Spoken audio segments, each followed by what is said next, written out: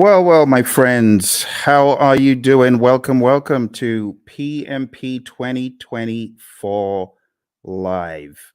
It's always a pleasure to be with you, those of you who are on the journey to getting certified to being a PMP. And for those of you who are already certified, I'd like to say a massive congrats to you. Really excited to be able to meet with you once again. So don't be a stranger. Let me know where you're calling from or where you're listening to me from. And for those of you that may have any questions, now's a good time to begin putting the questions in. But the purpose for our meeting today is to once again realign your journey towards PMP exam success. Okay. I know lots of you have plans to get certified in 2024, but it's important that you be focused on the right direction. All right. Because this PMP exam, when you look at it, it's full of content. It has so much information in it. So you need to be focused, my friend. You need to be laser focused on what exactly you're doing at every step of the way. Now, the easiest way is this. Number one, understand Agile. Please understand Agile.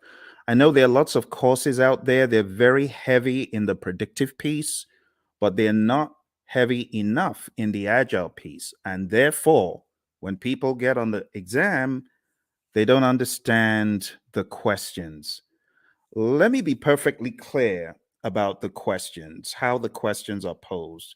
The questions are going to ask you, you are a project manager. It will always tell you who you are. You're a project manager on a project. You're doing this, that, or the other. You encounter a situation. What should you do next? But not just that. In the answers, you very well could have a blend of agile and predictive answers. And it doesn't mean you should choose agile all the time or predictive all the time. It depends on the way the answer is crafted. So my recommendation to you, number one, if you have this book called the Agile Practice Guide, read the book. If you've been for one of my courses and you have Agile book, this one, if you have Agile Principle Raw and Uncut, please read the book. In fact, I mean, you can see the relative size, right? This is great. This goes deep. This brings you into the discussion like from a layman's perspective. So if I were you, you can get this on Amazon. You can get this everywhere books are sold, pretty much this as well. So I would recommend, if you are weak in Agile, beef up your Agile understanding to the point where you know pretty much where the question is going, right? You got to know from an Agile perspective the values, the philosophies, the thought processes, like just vanilla flavored values. Know your values really well, right? Just know through this work, we've come to value individuals and interactions over processes and tools, work in product over comprehensive documentation, customer collaboration over contract negotiation, responding to change over following a plan. And even though there's value in the items that we just kind of discredited, we value the items on the other side more. That's what you need to be thinking. Then you go over to the principles. Okay. So I'm going to walk you through a little bit of Agile tonight, just to make sure you're on that wavelength. When I'm done with Agile, I'm going to tell you what next to do with Agile. And then I'm going to go into the predictive and then the hybrid. So this is probably going to take about an hour. We might be fortunate to get done quicker, but I want us to jump straight into the discussion because there's a lot for me to show you in this world of PMP. And this first piece is a slice from my course that I call Agile for Practitioners. My buddy Roy and I put this together, and it has helped PMPs across the world ace their PMP exam. So I'm just going to give you a quick little slice of Agile for Practitioners tonight. Let's jump straight into a few little introductions. So that's me. That's your buddy Phil. And I got certified in 2005. And since I got certified, I've been helping people across the world come from an engineering background. I'm one of those who escaped, who ran away and went into a different world of project management, trained many organizations, as you can see on the screen, many government entities, and so on. But let's jump straight into why agile. Why agile? I like this quote from Leon Meganson. It says, "It is not the strongest of the species that survives, nor the most intelligent, but the one most adaptable to change." It's all about adaptability, my friend, isn't it? You might recall on page 14 of the Agile Practice Guide, the Stacy model. Stacy model is a great representation of different spectrums where you can be either in an agile setting or in a more simple predictive setting. The summary is you don't have to be agile in practice every single project. For example, you don't have to use Scrum on every single project. You don't have to use Kanban on every single project. Imagine a nuclear plant shutdown. You can't do that saying, we're going to do everything entirely agile. Heaven forbid. You got to be predictive in some instances. And that's why we have the simple zone where we are close to agreement in the requirements and close to certainty as far as the technicality. So we've already gotten that out of the way, right? There's that understanding. Now, taking it up a notch to help you with your philosophies, the idea is in the world of project management, which of these is most important every time? If I asked you to select three things, just three things that you feel are mega important every time, what would they be? Would you choose time? I'm curious. Why don't you chat into me and say, "Hey Phil, this is what I think. This is what I think is most important on projects all the time." You want to try that? Go for it. Go for it. Go for it. Tell me, what do you think is hyper important? Three things if you're going to choose three out of these. Any ideas? Is it schedule? Is it budget? Is it scope? Is it customer needs? Is it quality requirements? Or is it team satisfaction? Which three? Chat into me. I'm waiting for you, my friends. I'm waiting. I'm waiting. Come on, you're project managers, right? So you already know the answer to this, hopefully. Which would you choose? Which would you choose?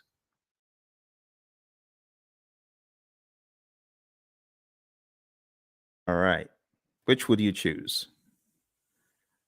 Everyone's trying to be all cute here. All right. Well, what I would choose is probably not the first one because delivering on schedule, if I don't deliver quality, is going to be frowned on. Don't you agree? If I delivered on schedule, but my customer is not happy, what good is that? Right? What about delivering on budget? You deliver on budget, but your customer is not happy. You got issues. You see where the train is going now? So, in order to answer this question, you need to ask, what about the customer? That needs to be actually one of the first things, but it's not the first thing that you think about. You know, the very first thing you should think about? The very first thing you should think about is the restaurant analogy. Have you ever been to a restaurant and you made the mistake of being mean to the waiter and they're going back there and you're wondering, oh my goodness, I shouldn't have done that. Who knows what they're going to do to my food? Has that thought ever crossed your mind? Well, it's the same thing when it comes to the world of project management. Because if you are not satisfying your team members, the likelihood is your customer may not be satisfied because the team may not put in their best. But if your team is satisfied, and I'm not talking salary now, I'm just talking being mindful and being empathetic and ensuring that the team has what they need. You know, the Agile Manifesto talks about giving the team the environment and support they need. When you do that, you're likely to have the team meeting quality requirements, delivering on budget, schedule, scope, and the customer is likely to be satisfied. All that good stuff. Okay, so the best answer to this, I don't know if you noticed, this said all plan scope. So you don't have that mindset of, oh, we have to deliver everything. In the world of Agile, no, that's not our mindset. Our mindset is we got to deliver value. It doesn't have to be all the scope. So I was looking for you to choose the bottom three. That's what I was looking for, just the bottom three: customer, quality, and team. Now, moving on to the next part where we're going to go pretty quick. This is what I was talking about, right? The Agile Manifesto values, which I've already covered, and then the Agile Manifesto principles. I'll just summarize them. Number one, customer obsession. Number two, welcome changes, even late, for the customer's benefit. Number three, deliver working product frequently. We want this to be shorter than 2 months because things change rapidly. You want feedback. You want to put it back into production. You want customer engagement. If it's far beyond 2 weeks, your customer may be disengaged. Number four, business people and developers working together daily. Number five, building projects around motivated individuals. I mean, that's common sense. No one wants to build a project around a demotivated team, right? Number six, face-to-face conversation. Now, this is very debatable because today everyone's on Teams, everyone is on Zoom. So, when it comes to efficient and effective, we got to be careful in 2024. But for the sake of your exam, just go with number six as it's written. Number seven, working product, the primary measure of progress. In the world of Agile, we don't do all those percent completes and statuses, right? In this world, Agile processes promote sustainable development. I call number eight, don't kill the team. The don't kill the team principle. Number nine, continuous attention to technical excellence and good design enhances agility. Number 10, keep it simple, sir. Keep it simple, sister. Number 11, the best architectures, requirements, and designs emerge from self-organizing team. Just leave the team alone. Let them do their stuff. You hired adults. You hired experts. They'll get it done better than when they were meddled with. And number 12, at regular intervals, the team reflects on how to become more effective. They tune and adjust their behavior accordingly. Doesn't always have to be the retrospective. This could be just a way of life, a day-to-day philosophy. And that's the Agile Manifesto. You do really need to know this well before you exam, okay? Now, let's go a step further. There is one more thing in the world of Agile that I like showing, and that is a difference between the predictive thinking, which is encapsulated on the screen right here. You can see in the traditional world, scope is fixed. But in the world of Agile, what happens? We flip the triangle on its head, and scope is now flexible, right? What is fixed is we have a fixed time box, that's schedule, and then we have a fixed budget, team size. So don't forget these core things about the world of Agile. Finally, before we get out of Agile, I just want to remind you, because I know a lot of people fight this one. The most popular Agile framework is Scrum, okay? If you haven't read the Scrum Guide, you should. Go to scrumguides.org, download it, read it, right? Scrum is a lightweight, easy to understand model. It's based on 3 pillars of transparency, inspection, and adaptation. This is a sequence of activities. What happens? Number one, we have a product backlog, and it's a list of all the things our customers want. Then we have an event. It's called sprint planning. Sprint planning is where we meet to decide what we're going to get done in the sprint. As a result of that meeting, we get a sprint backlog. Once we get our sprint backlog, we then have our marching orders. We are already in the sprint, technically, once we start the sprint planning event. But the next event that happens is the daily scrum. The daily scrum is something that we do every 24 hours. Don't say, oh, we do a weekly daily scrum. No, that's not a daily scrum. It has to be daily.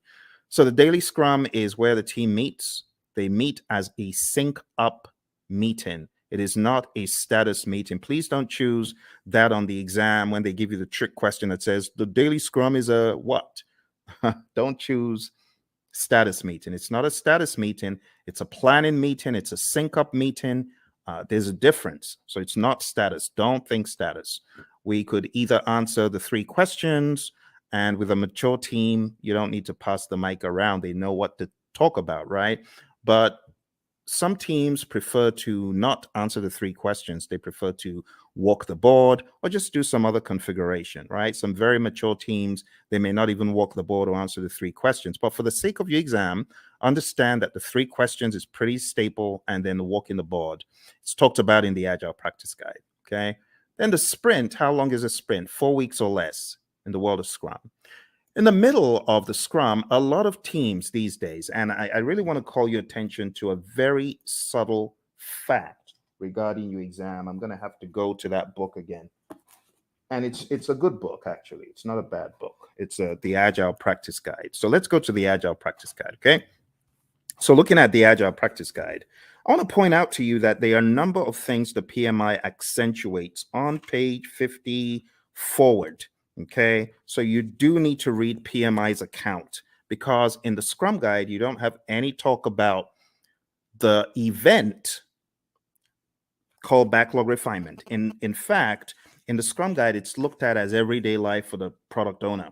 But in the Agile Practice Guide, it is called out specifically on page 52 in the Agile Practice Guide. And it just reads, in iteration-based Agile, the product owner often works with a team to prepare some stories for the upcoming iteration during one or more sessions in the middle of the iteration, okay? So this account is about 2 paragraphs, but you don't find this in the Scrum Guide. You should pay attention to backlog refinement. You should pay attention to PMI's account of Agile, PMI's account of all things that are on the exam, okay? So even though backlog refinement in this image I've graded because it's optional, you should, as a PMP candidate, be aware that PMI has 2 full paragraphs. It says there is no consensus on how long the refinement should be. There's a continuum of just-in-time refinement for flow-based Agile. The team takes the next card off the to-do column and discusses it. And then it says many iteration-based Agile teams use the time-boxed 1-hour discussion midway through a 2-week iteration. And that's exactly what I'm depicting on the screen. This is midway through the iteration. The team takes some time out.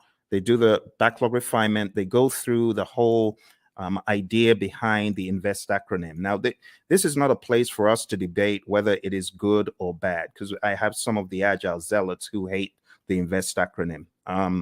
Don't listen to them.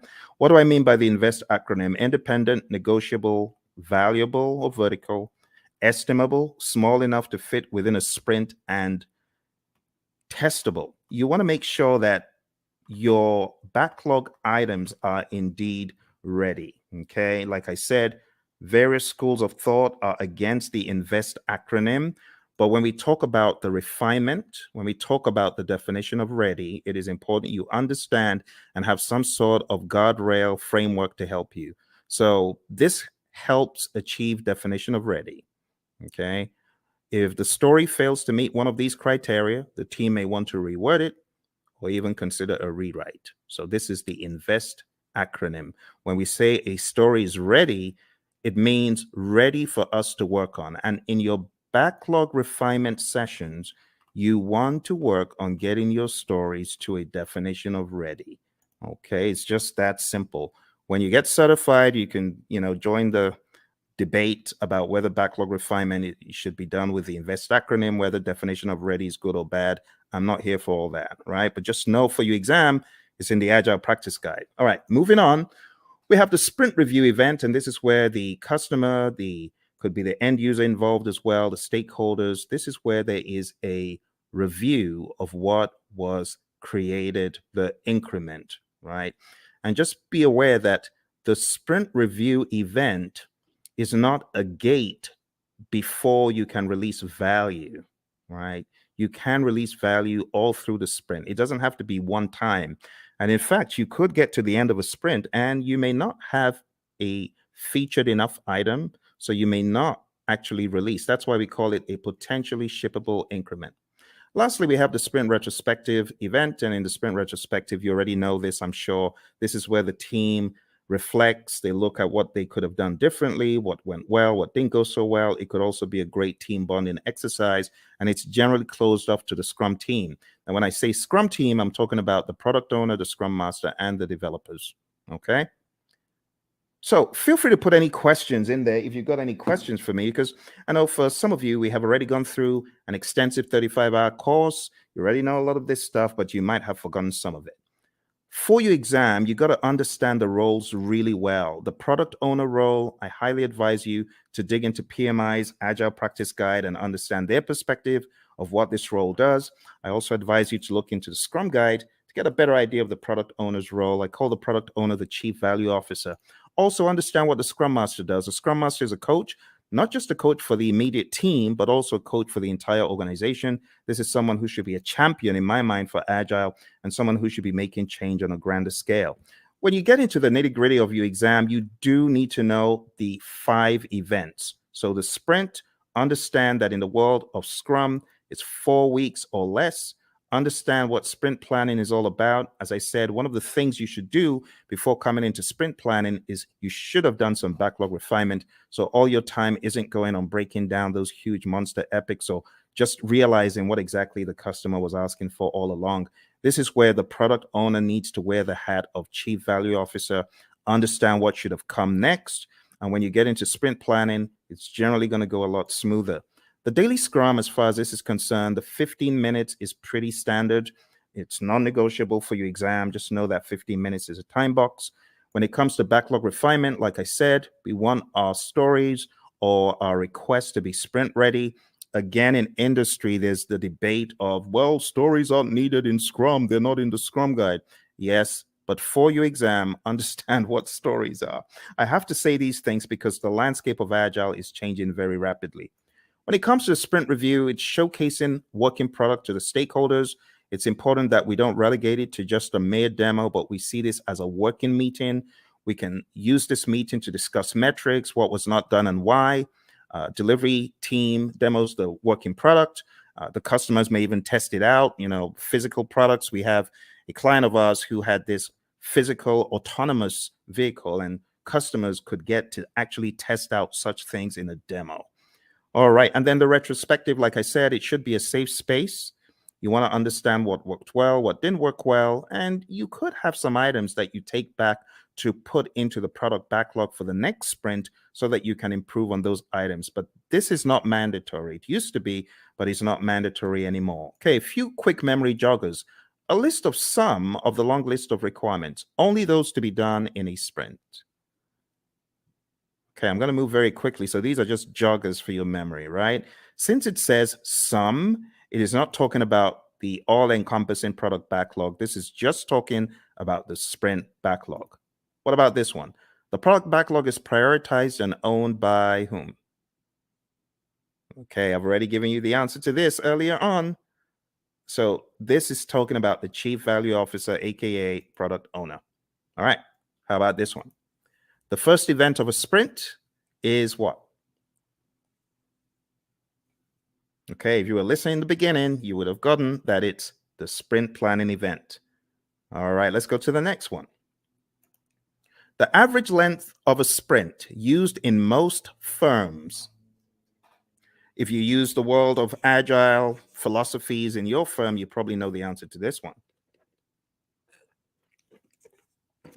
All right, so the best answer to this, my friends, is not the 1 month. I said 4 weeks or less, but in industry, the sweet spot is 2 weeks. All right, let's move on to the next one. The end result of the sprint is known as what? What do you call the end result of the sprint? All right, so I've abbreviated it because I really want you to think. I really want you to be on your toes thinking about, okay, what are we talking about here? So here we're actually talking about the increment. Now, you can eliminate 1, but you're left with 3. It's definitely not the Project Management Institute. So the best answer that I would have expected you to choose is potentially shippable increment, PSI. Majorly because it may not be featured enough. All right, so PSI is the answer to that one. Okay, PSI. Okay. Next one, a daily scrum is what? What is a daily scrum? Is a daily scrum a planning meeting, a status meeting, a phase gate, or resolution meeting? Hey, Lawan. Lawan, good to see you.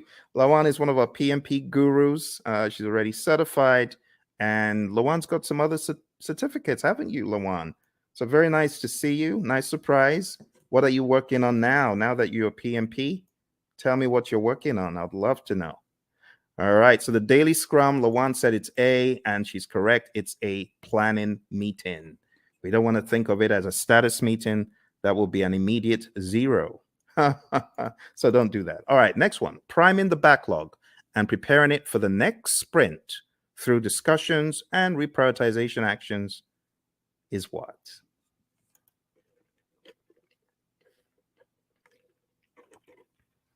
Awesome. Lawan is on it. She is on it. She hasn't forgotten it. Not missed a beat. Thank you, Lawan. The best answer to that is indeed what you chose. The answer is backlog refinement. And backlog refinement, we talk about it as being not mandatory as far as an event, but in the Agile Practice Guide, we see it there front and center. All right. The potentially shippable increment should be shown to the customer in a demonstration. This is known as what?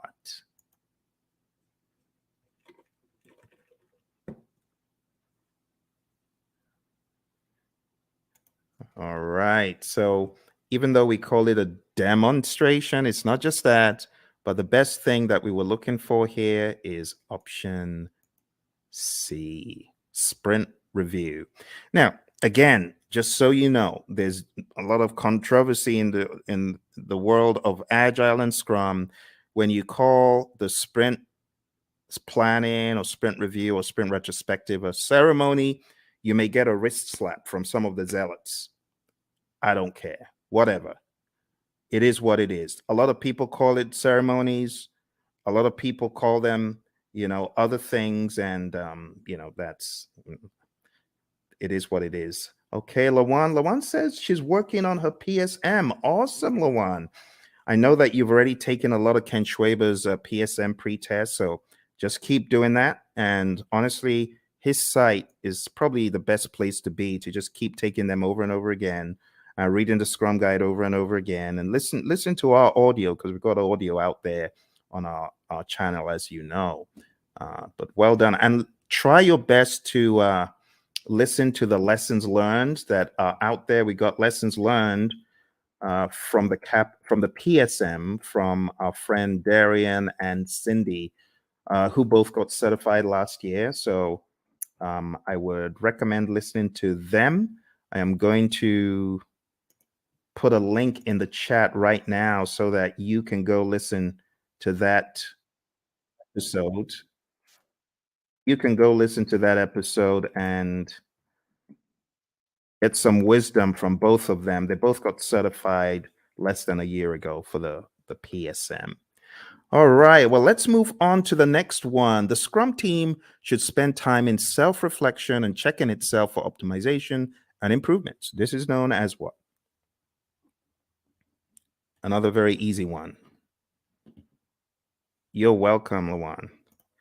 All right, another very easy one, very easy. Obviously, you know what we're talking about here. We're talking about the retrospective. Brilliant. All right, another thing that you should be aware of is just the terminology when we go through the product backlog. We have different terminologies. We have the product itself. We have the epics, features, stories, and tasks. And I just use a silly little mnemonic. I just say Phil eats fries sometimes on Tuesdays. It's my mnemonic. You can use that to remember. And here's an example of how the backlog could be broken down, right? Epics, huge chunks of functionality. Features, a group uses stories together for release. It's a sensible way of releasing stuff, release like stories. And then we have tasks, which are not in the product backlog, by the way. At best, these would be in your sprint backlog, but you have a lot of mature teams who don't even put that level of stuff into their backlogs. So at the end of the day, you would have a breakdown that looks something like this, right? You would have the product broken down into epics. Here's an example of PBIs for a website, and I will zoom in so you can see the intricacies here. So it looks very much like a work breakdown structure, but don't get it twisted. It's not a work breakdown structure. This is a product, right? Product breakdown. It is not a work breakdown. Okay, so this is the general idea.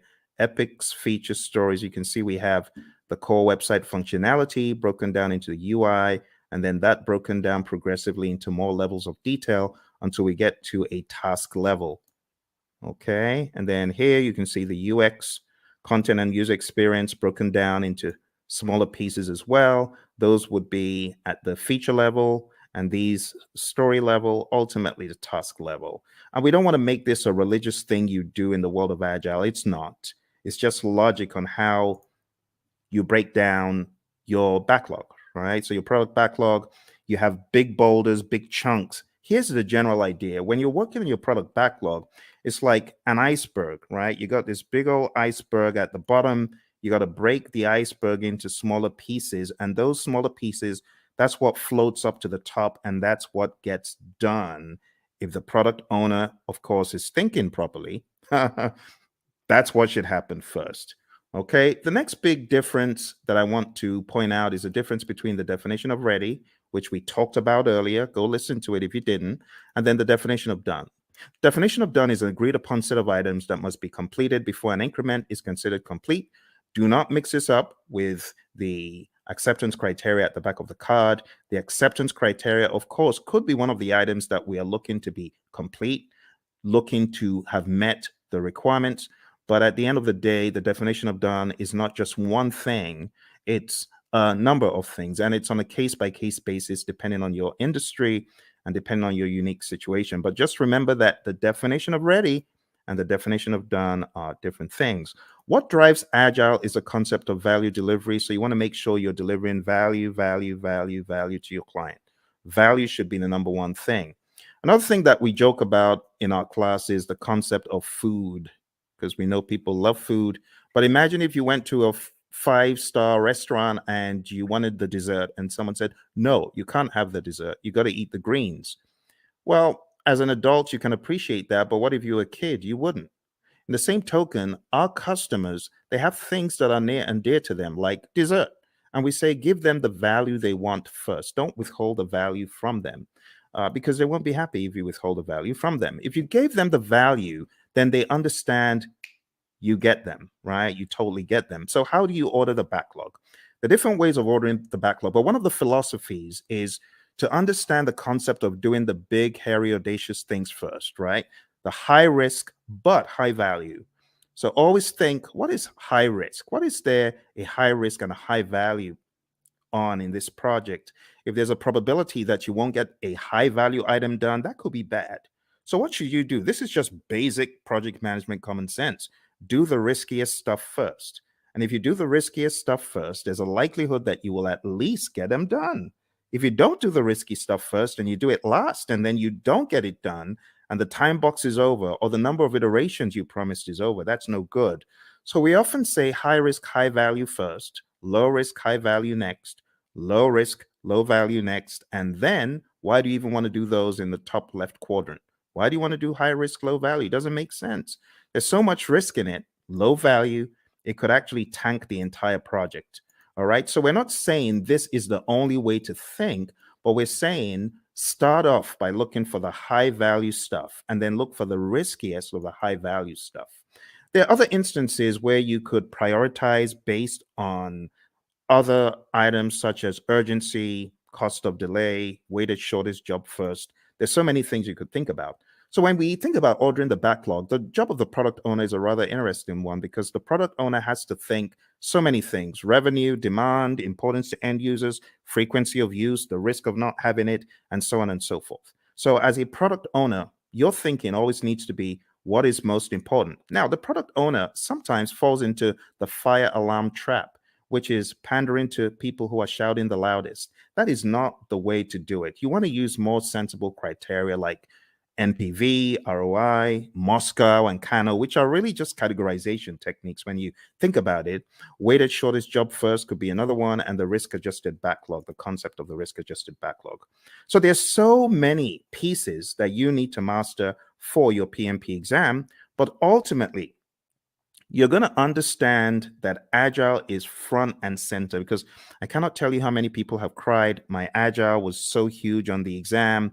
I was not able to answer the questions quickly enough. It took me such a long time to read them and things like that. So you got to be ready. Scrum is definitely the big number one framework for the world of Agile for your exam. And then the number two framework that I would highly advise you to hone in on is Kanban. Just understanding how Kanban is structured, what it actually means when we say limit your WIP and why we say limit your WIP. Understand what a board could look like when you have the WIP limits up top there. Understand what it means when we say the lead time, the cycle time, and things such as that. And understand this concept, because while it may not be tested on the exam, it's good to have the Agile philosophy of there's a cost for delaying delivering value to your customer. If you're not delivering value quickly enough, then your customer could tank. Your customer could fall off the radar. Your customer could go out of business. So we want you to have that mindset, okay? And last but not least, I'll just say have a mentality of the shuhari, right? Alistair Coburn brought this into the world of Agile from the world of Aikido, and it's just a great philosophy to understand. You got to go through a period of blind obedience. So I remember when the PMI Phoenix chapter brought the whole CSM bandwagon to our chapter, and I was one of the people who jumped on it. And our trainer was receiving a lot of consternation. Tom Meller was receiving a lot of consternation from the PMPs because they felt, what is this? This doesn't make sense. Why should we do this? Don't criticize our project management and things such as that. But blind obedience is best. Honestly, if you're coming into the world of Agile, just leave all your predictive stuff at the door, because I was in the world of predictive for eons, but I had to embrace, as they say in the military, embrace the suck. I had to embrace what Agile was bringing, the change in mindset. And not until I embraced it and I went fully in did I fully get it. So the blind obedience stage is really important. After the blind obedience, you get to the heart stage, consciously moving away from the rules, detaching, breaking free. And when you have done this for a period, you now understand the why, and you are just on autopilot Agile when you get to the restage. You're unconsciously finding an individual path to go beyond or transcend. So, my friends, for your exam, this is the first piece that I wanted to introduce to you because Agile is big. It's really big. Now, if you haven't already realized, your exam is going to be based on people, process, and business. And people, process, business could cut across the world of Agile, or it could also cut across the world of predictive. Yes. And that is why I should not say the 12 principles. 12 principles are important. That's in PMBOK 7. So let me just get the 12 principles out of the way for a quick second. 12 principles. Let's talk about that. So for those of you that haven't read about the 12 principles, I want you to download a PMI PDF. I'm going to try to put that PDF in the comments below. So PMI 12 principles. I'm going to share a very, very helpful PDF because it could help you. Like if your exam is tomorrow, you obviously aren't going to have time to read this book, even though it's not as big as the 6th edition, but it's still a significant effort.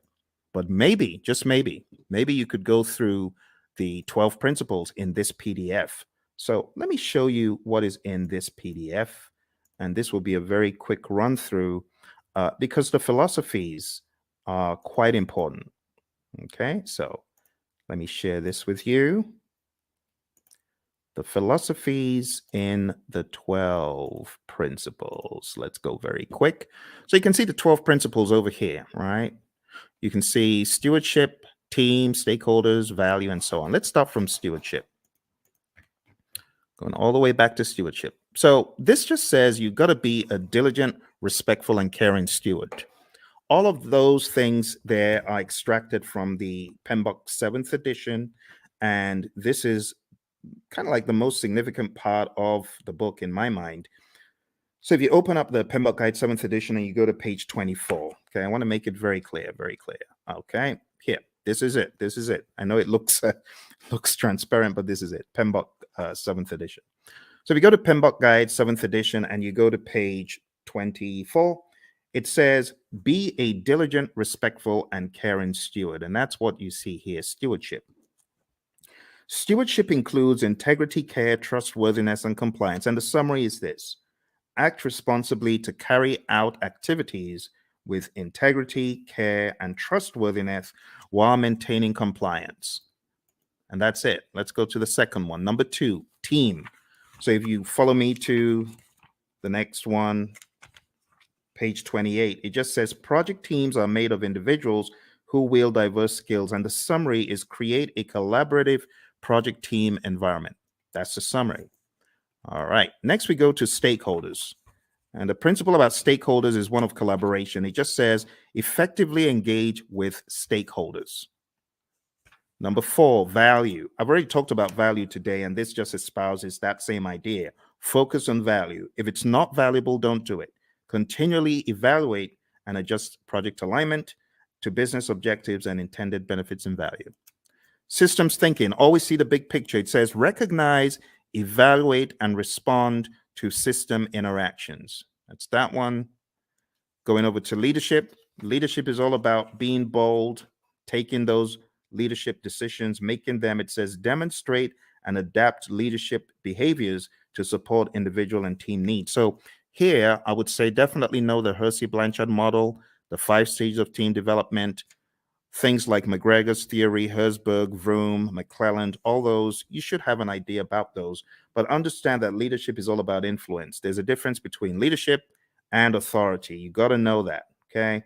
Even in the power interest grid versus the influence impact grid, there's a difference between power, authority, and influence leadership, okay? You got to remember that. So demonstrate leadership behaviors. Moving on to tailoring. Tailoring, it says tailor based on context. The summary is you cannot throw the entire PMBOK guide or guides or process group or practice guide at every single project. All right, next one is quality. It says build quality into processes and deliverables. You got to think quality. It says maintain a focus on quality that produces deliverables that meet project objectives and align to the needs, uses, and acceptance requirements set forth by relevant stakeholders. Let's move on to complexity. Complexity, it says navigate complexity. The best way to navigate complexity is to understand the dimensions in it. The dimensions, human behavior, system behavior, uncertainty itself, and ambiguity, and technological innovation. There's a difference between these two. So let me go over these on page 51 very quick for you. Ambiguity is a state of being unclear. It says of not knowing what to expect or how to comprehend a situation. Then it says uncertainty is a lack of understanding and awareness of issues, events, paths to follow, or solutions. The summary is this. PMI is saying complexity is a characteristic of a project, and you as a project manager, you need to know how to manage it. How do you manage complexity? Let me take you back in time to the Stacy complexity model, remember? Now, how did we say we would work on complexity? We're going to break things down into smaller pieces, do things in iteration. Sounds like agile, right? Because that's what we're talking about. All right, number 10, optimize risk responses. It says continually evaluate exposure to risks, both opportunities and threats, to maximize positive impacts and minimize negative impacts to the project and its outcomes. Number 11, embrace adaptability and resiliency. It says build adaptability and resiliency into the organizations and the project team's approaches. It says most projects encounter challenges or obstacles at some stage. The combined attributes of adaptability and resiliency in the project team's approach to a project help the project accommodate impacts and thrive. Adaptability refers to the ability to respond to changing conditions. Resiliency consists of 2 components: the ability to absorb impacts and the ability to recover quickly from setback or failure. Last but not least, we have number 12, one of my favorites, and this says enable change to achieve the envisioned future state. It says prepare those impacted for the adoption and sustainment of new and different behaviors and processes required for the transition from the current state to the intended future state. Here's the deal, my friends. If you're ever going through change, just remember that people are different. Some people cannot absorb change very well, and others can. So you must approach it from a humanistic standpoint. You have to be empathetic. You have to understand the J curve, the way the J curve works. People are going to be in that valley of the J curve, pondering and wondering, how does this impact my life? They're going to be down in the dumps. So what the PMI advocates quite a lot is sense-making sessions. Don't forget the people. All right, and that's pretty much it for PMBOK 7. For those of you who have been asking the question, Phil, does that mean I need to just read the entire PMBOK 7? I've told you, listen to what I'm telling you. Read, I've given you one PDF. Can I give you one more PDF from the PMI? Let me give you one more PDF from the PMI. I'm going to give you the domains PDF because I know some of you, you're still wondering, but what about the domains? I need to know the domains. Okay, I'll show you the domains. You want domains? We'll go to domains tonight. I'll show you. So here we go. Here are the domains. Okay, just to ensure that your curiosity is satisfied, there are 8 domains in the PMBOK Guide 7th edition. Now, stay with me because I know some of you are fixing to run away. Stay with me. Okay, I got to explain this. This is PMBOK 7. This is PMBOK 6. PMBOK 6 is a wildebeest. It's huge, right? It has 756 pages. This one, on the other hand, has 300 and something pages. However, when it comes to predictive project management, this does not do a good enough job, which is why the PMI have included in their library something called Process Groups of Practice Guide. And that took from the now out of publication 6th edition, and they put together Process Groups of Practice Guide to walk people through the knowledges and process groups. Because, should I just be honest? People ain't buying the domains. People are like, we've known the process groups and knowledge areas for the past 2.5 decades. Why are you giving us? It reminds me of the Israelites. Why are you giving us this stuff to eat? Why are you giving us why are you giving us PMBOK 7 to eat? So let me show you the summary, okay? Let me show you the summary. Here is the domains, okay? I've put the domains in the chat. Now let's share the domains very quick.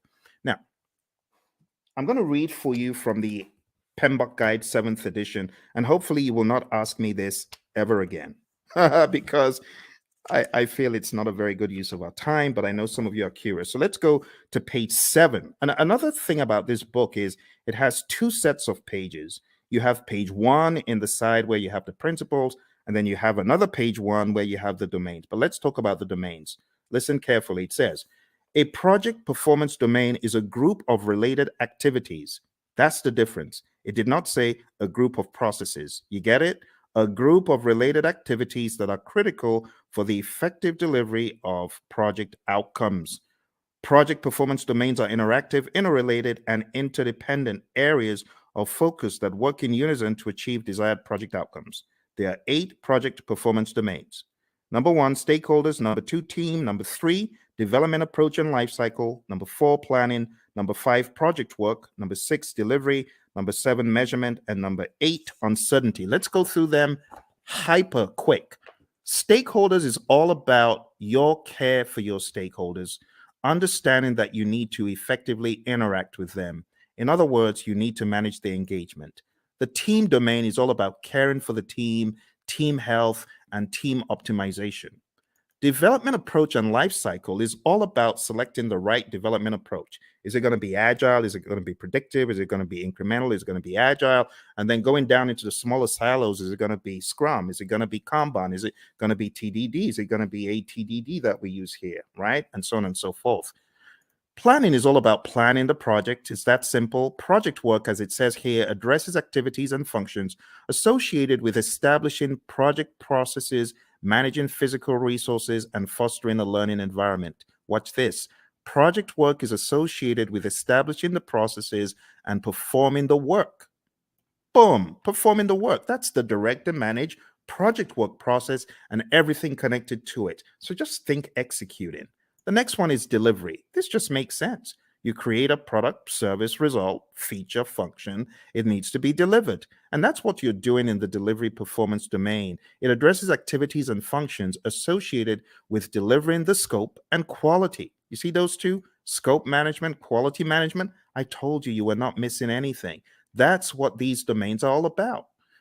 The next one is measurement. Now, this one, I must say, is a worthwhile inclusion in the dialogue, because a lot of times you have individuals who are measuring stuff and their measurements are probably not sensible. For example, a company my buddy Roy worked with, the company said to the testers, we're going to reward you if you find bugs. The more bugs you find, the more rewards you get. So these people aren't stupid. Of course, they had friends who were developers. So the developers started cranking out some soft bugs, not really malicious bad bugs, just soft bugs that will get their buddies a reward. What a ridiculous metric to measure. So don't measure the wrong thing. That's what this is telling us. Measure sensibly, and also be aware of the vanity metrics phenom. Don't fall into the trap of vanity metrics. Actually, the PMI has a very good breakdown of why you should be very particular about metrics. It says on page 96, we have leading indicators and lagging indicators. So be aware of what you're measuring. Is it a leading indicator predicting changes or trends, right? Leading. In other words, the metric is smart. The metric tells you what is about to happen before it does. Or we have lagging indicators. Now, lagging indicators, I'm not saying they're dumb, but they measure deliverables or events after the fact. Okay, so leading indicators, that's your magic right there. Lagging indicators, not bad. They're still helpful, but it's after the fact. And it says what to measure. You got all sorts of things on page 98, which is a good breakdown of what to measure.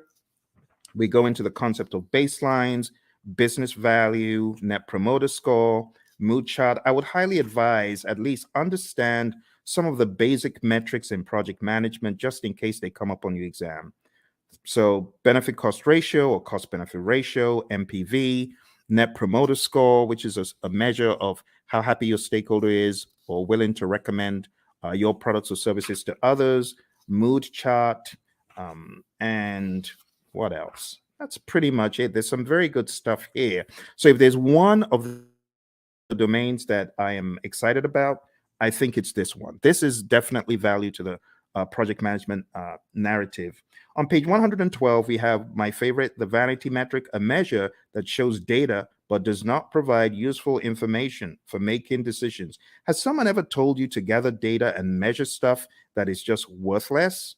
You know, for example, measuring page views of a website is not as useful as measuring the number of new viewers, because you could have had one viewer go in there 1,000 times, if you get what I mean. So just that whole idea is what we talk about in the measurement domain. Last but not least, we have the uncertainty domain. And it just says projects exist in environments with varying degrees of uncertainty.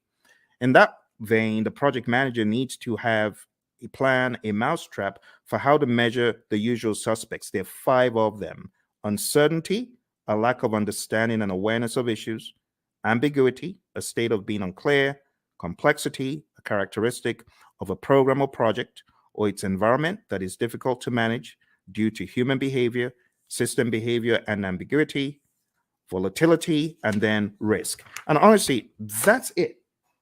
That's it for your 8 domains. We don't really have to go any further. It would be a waste of time. Now, if you have any questions, I would love to answer your questions. We're going to be hitting about an hour very soon. But before we jump off the call today, there's one more thing that will be in order. And what I want to do next is just talk about the deeper world, the deeper world of project management by going into, it's the grid. Everyone's like, oh my goodness, not that again. This grid is very important, my friends. It's important for your project management journey. I know a lot of people are not very keen on it, but trust me, you need this. You really need this. You really need this thing I'm about to show you. And it's the 5 process groups and the 10 knowledge areas. We have to go through it tonight. I couldn't let you escape without it. So I would like for you to get a pen and a paper. It's going to be a worthwhile experience. It's going to be good. Let's work on this together. And as I go through it, I want you to ask any questions. Okay, if you have any questions, now would be a great time to ask them. So in the world of project management, according to the PMI, way back in time, there are 5 process groups of project management, and they're just 5 buckets. I just call them buckets of things that need to be done in order for us to get project work done. And when I say project work, I'm talking more about the work that the project manager and the team are going to do to manage the project. You see, there's a difference between doing the work versus managing the project. You hear the PMI talk about a product life cycle. That's all about doing the work. But then there's talk about a project management life cycle, which is really code for the process groups. So if you're taking this exam, what is going to help it become easy for you? I heard this again from one of our latest PMPs. Shout out to Lily, who got certified about 4 days ago. She said the same thing. This will help your exam. Highly recommend that you watch this over and over again and you work with me. I am going to be typing in all of the process names and I'm going to be explaining them to you. All right. So why don't we get started with the first area of knowledge? Because we got, I prefer extra money in cash at the top, or I prefer eating mangoes chilled. And then we've got, I saw 6 chipmunks quietly roasting coffee, reading poetry stories. Or I saw 6 Cubans quietly rolling cigars, really puffing smoke. You choose whatever one you want. As long as you remember the 10 areas of knowledge, I'm good. Moving into each one, we have the very first, which is integration. I'm going to be making them a bright yellow as I go through. Hopefully, I remember to be consistent with it. And in that way, you'll know which one we're on. Okay. So right now, we're going into integration. Let's make it a bright yellow. All right. So in integration, the very first thing that happens is the develop project charter process. And in Develop Project Charter, you are creating a document that authorizes the project. You, the project manager, could be working on this, but you don't necessarily have to, because if you've got a sponsor who is capable, they could create this by themselves. They don't need you to do it. But other times, they may ask you to do it. In fact, in a lot of companies, the project manager creates the charter, the sponsor signs off on it. So you have to understand that dynamic. All right. Next, going over to planning, the next thing you do in integration is you develop the project management plan. And this is where you put the big plan together, because there's a lot of stuff that actually happens under the process that we're not seeing yet. There's stuff that happens under integration, and all of that rolls up, technically speaking, into integration at the end. We'll talk about that progressively. Next, going into executing, we have the direct and manage project work process. This is where the work is being done and the major output is a deliverable. So think about it. Everything that you're doing in project management, whether you're making a chicken sandwich or whether you're working on software or code or whatever, you will have the time when you need to do the work. And direct and manage project work is where the project manager is helping by directing and managing what needs to be done. Okay. From direct to manage project work, in addition to deliverables, we get something called the issue log, and we also get work performance data, which is just like you as a project manager, you are observing what is happening on the project. You know, you're observing how many widgets have defects. You might be observing which employees are unable to come in for work. We call that work performance data. The other thing that happens here in executing and integration is manage project knowledge. Okay, and then moving over to monitoring and controlling, we have a process called monitor and control project work. And this is where we are creating reports. We call them work performance reports. And the reports help understand the status of the project and so on. And the other thing that happens here is called perform integrated change control. And this is where you are reviewing the change requests that come in. The change control board is also involved. So you would review the change request as it comes in. If the change request is not in formal writing, you are encouraged to put it in formal writing. And then you review it, you do an impact analysis, and then you send that information to the change control board, and they can review the change request and decide whether it's going to be done or not. And then in closing, we have the close project or phase process. Close project or phase. And this is where you close out either a phase in the project or the project as a whole. Now, what I want to do right now is just comb through them in a little bit more depth. All right. We get a project charter from here, develop project charter over here. From develop project management plan, we get our project management plan. From direct to manage project work, we get our deliverables. From manage project knowledge, this is where we do our lessons learned. We get a lessons learned register. From monitor and control project work, we get our work performance reports. From perform integrated change control, we get our approved change requests. Remember, we could also say the change log is technically an output from here. But remember, your exam is not based on all these inputs, outputs, and stuff. They just help you understand the flow. It is important for you to understand the flow, my friends. And then we have close project or phase. So closing out the project or a phase in the project. This is where we have a final product, service, or result transition as an output. We also have a final report as an output. Okay. Now, these are not just random words that I made up. These are indeed things in the PMBOK Guide 6th edition and things that are helpful for you to know as you traverse the landscape of project management as you prepare for your exam. Okay. All right. I hope that makes sense. Do send in any questions if you have questions. So that's the first knowledge area. Now, everything that happens under integration, you got to look at it like this. Look at it like this. All this stuff under rolls up. All the stuff under rolls up, technically speaking.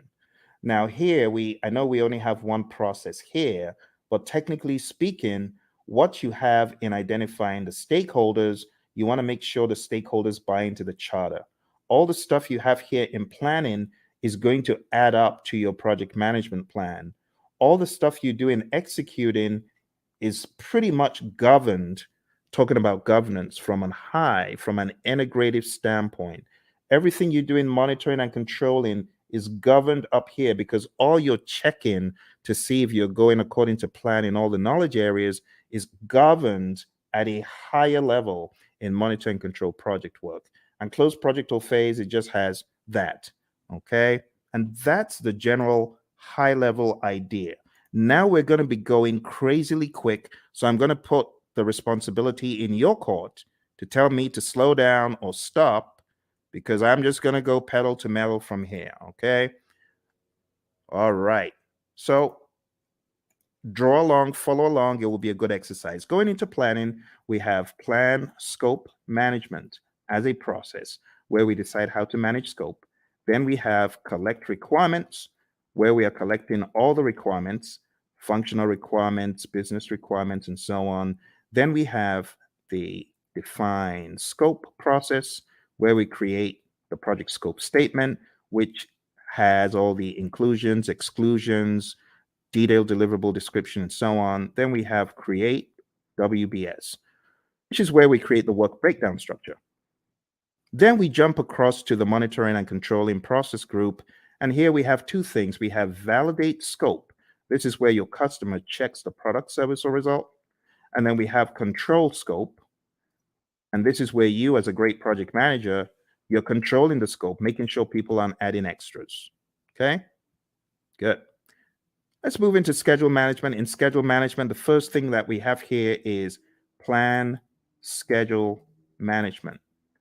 Plan schedule management is where you create a plan for how to develop and manage the schedule. Then we have define activities, where we list out the activities that need to be done. Sequence activities, where we put the activities in order of occurrence. And estimate activity durations, where we decide how long each activity will take. And then we have develop schedule, which takes everything into account. And voila, we have our final schedule, right? We also from here have our schedule baseline. Just to make sure you understand the difference, There's a difference between having a project schedule, which is a living, breathing schedule that you update just sensibly as a project manager, versus the schedule baseline, which is a particular version of the schedule etched in stone. So there is a difference between the schedule baseline and the project schedule, and it helps to know that. Last but not least, on the other end of the spectrum, we have control schedule, and this is where we ensure that our schedule is going according to plan. Okay? Be sure to ask any questions. If you have questions, I will be moving a lot quicker from here. Going into scope, we have three things we do. Three things in planning and one in the monitoring and controlling section. Here we plan cost management, and that's where we plan how to manage cost. Then we estimate costs. We estimate the cost for each line item, each task. Then we have determine budget.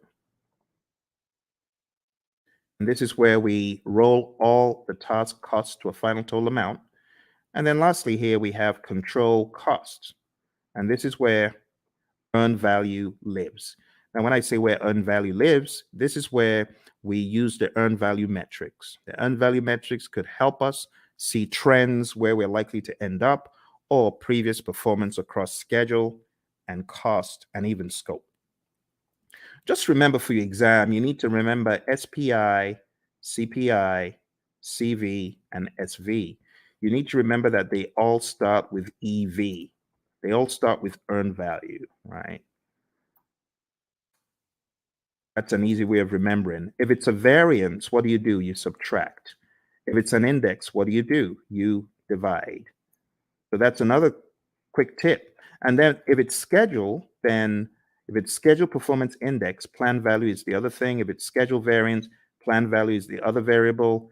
If it's cost related, actual cost is the other variable for cost performance index and cost variance. Okay, so let's zoom into that for the sake of those who may have forgotten.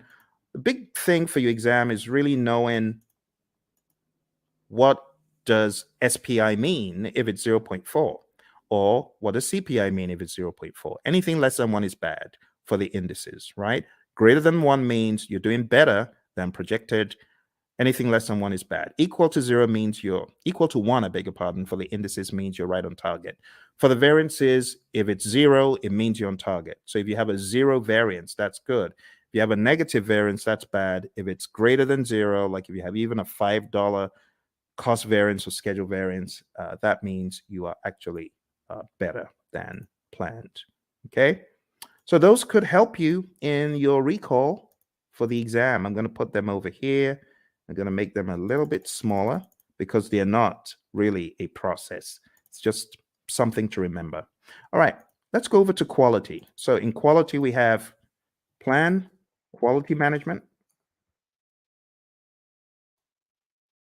and we have manage quality, where we are actually carrying out our quality audits, manage quality. And last but not least, we have control quality. And in control quality, this is where we are actually checking the product, service, or result. Okay. For those of you just coming, we're doing an end-to-end coverage. It's a very rapid means for you to catch up on the PMP. Once this live stream is over, it is likely you will not see the video because the video will be pulled down. You won't see this video once it's over. So if you know you're not able to stay, unfortunately, you will not see this video afterwards. All right, let's come out. Let's go back in. All right. There we have it. So we've got plan quality management, manage quality, and control quality. Moving on to the next thing we're talking about, we're going to talk about resources. Moving on to resources, we have 6 things here. We have plan resource management. We have estimate, activity, resources. And those two happen in planning. In executing, as far as resources concerned, we have acquire resources, we have develop team, and then we have manage team. And what are the differences? In develop team, this is where our team goes for team building, They get trained, they get educated in project affairs if they need to, or technical things. And then in managed team, this is where we give the team feedback. And last but not least, here we have control resources. All right. If there are any questions whatsoever about what you get out of the processes, please ask. I know I'm going pretty quick because I have so many videos about this stuff on the channel that I'm expecting that you might have maybe even already gone through some of those. Okay, let's go on to the next one. Next one is communications. And in the communications knowledge area, you're going to do three things. You're going to plan communications management. You are going to manage communications. In other words, you're going to communicate. This is where you're going to distribute information to people. This is where you could have reporting done in meetings. And last but not least, we have monitor communications. Okay. Again, I want to encourage you, if you haven't mastered this, this is important for your PMP exam. I know some people feel, oh, this is old stuff. Trust me when I tell you, I cannot count how many people I've heard from that this helped them put the big map together. So I really want to stress, if you haven't mastered this, please spend some time in doing so. Okay. All right. Let's make these a little bit smaller because we got a really big one coming up. We got risk. Risk is a significant beast. It's very, very big. So let's go on to risk. And risk starts off as usual with plan risk management. This is where we create a plan for how to manage risk. Then we identify the risks. Then we perform a qualitative risk analysis. Think about it like a high, medium, low, or on a scale, numbers that generally don't equate to the same thing from project to project, but they help us in the prioritization of the risks, as far as which risks are we going to go after, which ones are we going to leave alone, so on and so forth. All right, moving on. We have perform quantitative risk analysis. And this is where we analyze the risks from a numeric standpoint that is also dollar related or something quantitative like weeks. You could analyze from a schedule perspective, how many weeks, how many days, and that's an absolute. That is not qualitative. Or how much money is going to be the result of this risk as far as contingencies are concerned. This is where you're getting really into some hardcore amounts. The next thing that happens is called plan risk responses. And then we jump across to executing, and then we implement those responses. Okay, and last but not least, we have monitor risks.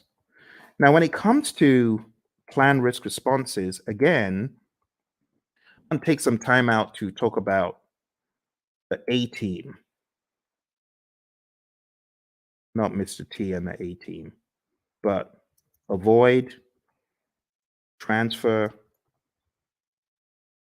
escalate, accept, and mitigate. Okay, so these five are your approaches for negative risk or threats. We also have another five for positive risk or opportunities, and I'm just going to put them here sneakily.